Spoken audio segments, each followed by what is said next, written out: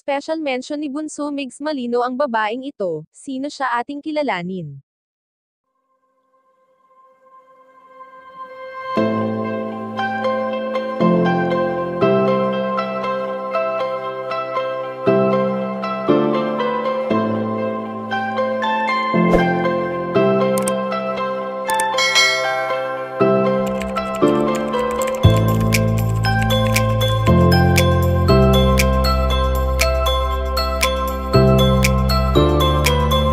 Madalas nga ngayon ay nakikita natin si Bunso Migs Malino na masaya sa kanyang ginagawang pagtulong, na siya namang ibinabahagi niya sa atin.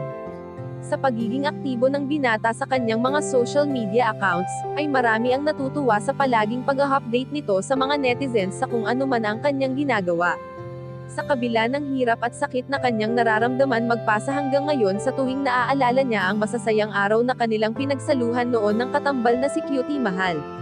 Hindi biro ang ilang taon na nakasama ni Bunso Migs Malino ang namayapang komedyante, kaya naman kahit na hindi pa siya lubusang nakakadalaw sa kanyang prinsesa sa bago nitong mausoleo ay ni minsan naman ay hindi niya ito nakalimutan, dahil kung ating matatandaan na nasabi na noon ng binata na kahit ano pa man ang mangyari ay hindi mawawala sa kanyang puso't isipan ang kanyang pinakamamahal na si Cutie Mahal.